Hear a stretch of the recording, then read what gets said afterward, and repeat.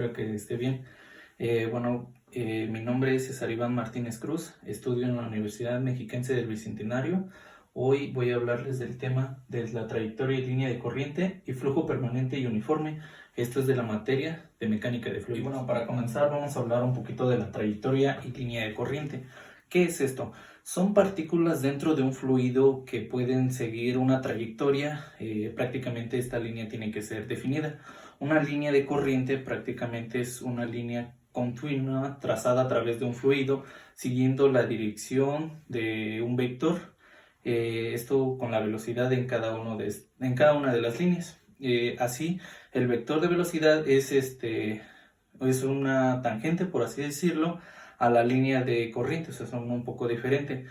En todos los puntos del flujo no hay un flujo a través de una línea de corriente a lo largo de ella. Esto indica que la dirección que lleva el fluido en un movimiento en cada punto. Prácticamente esto en mecánica de fluidos, que es la materia, se denomina una línea de corriente al lugar geométrico y los puntos tangentes al instante del vector de velocidad.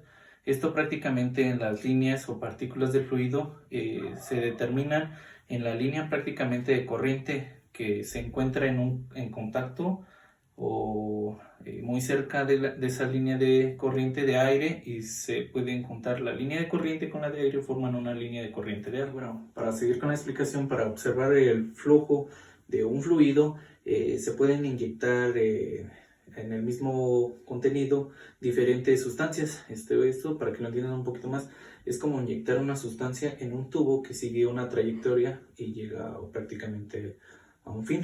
Estos pueden ser partículas, algunos los llaman como partículas brillantes, tinta o humo prácticamente. Ya con algunos sensores marcan dónde fue la trayectoria y línea de corriente que siguieron por así decirlo, como estas sustancias. Y así, al rastrear el movimiento de las partículas, dejan líneas marcadas, así como en el siguiente esquema. Esto podría denominarse que es los puntos azules, los círculos, son la tubería, y la sustancia que nosotros sumergimos son estas líneas. Pero estas líneas ya son detectadas prácticamente y son detectadas como líneas de movimiento y de corriente, que son las que ya siguen a una porción del flujo, formando por todas las líneas de corriente que cruzan transversalmente una pequeña área determinada, que es prácticamente toda la trayectoria que sigue. Y bueno, para continuar les vamos a hablar un poquito de lo que es flujo permanente y uniforme. Para ello, en la investigación me salieron otros tipos de flujos que los veremos a lo mejor en otro tema o en otra exposición, pero hay flujo incomprensible, flujo irracional, flujo uniforme, flujo viscoso, flujo irratacional, flujo laminar y flujo turbulento. Y los últimos son flujo uni, bi y tridimensionales. Esos flujos son diferentes a los que les voy a comentar. Del que les voy a hablar es del flujo permanente, llamado también flujo estacionario, como ya lo había mencionado. Este tipo de flujo prácticamente se caracteriza por las condiciones de velocidad que conlleva, de escurrimiento prácticamente en cualquier punto, donde no cambian. Es como el del tubo de corriente donde se lleva a cabo una trayectoria. Prácticamente se mide con el tiempo, o sea que permanecen constantes en el tiempo, o bien si las variaciones de ellas son tan pequeñas con respecto a los valores medios. Asimismo, en cualquier punto de un flujo permanecen intactos. Esto no existen cambios de la densidad o presión o temperatura que conlleva con el tiempo, es decir, dado el movimiento que tienen. Este movimiento se puede llamar errático prácticamente de las partículas de un fluido existente, donde también existen algunas fluctuaciones en las propiedades de este fluido. En un punto, cuando se tiene un flujo turbulento, para tener unas cuantas fluctuaciones que se deben generalizar para la definición de este flujo. Bueno, para también flujo estacionario, cuando las variables que le caracterizan son constantes, con el tiempo, estas variables ya no dependen tanto, sino como por ejemplo la velocidad en la cual puede tener una determinada constante o valor que se le da. En este caso sería como v, que es caracterizada por x, y y z. Y en el otro punto sería x1, y1 y z1. Para ello, para este flujo permanente o estacionario, se lleva a cabo con esta fórmula.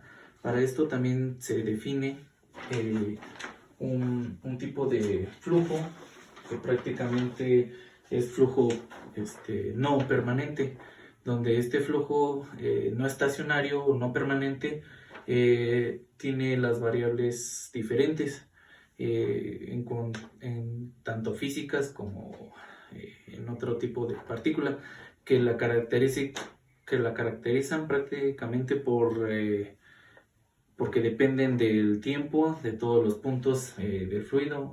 O sea, es prácticamente ver como que diferentes ángulos, y es un poquito más difícil el no permanente o no estacionario. Para ello se lleva con esta fórmula, que es la de no permanente. Es como su negativo, su lado negativo de la fórmula que sí es permanente. Y bueno, a continuación les voy a presentar lo que es el flujo uniforme, donde tenemos este tipo de flujo cuando la variable física es igual en todos los puntos del flujo. Por ejemplo, en un fluido o flujo uniforme, la velocidad de todas las partículas es la misma en cualquier instante de tiempo.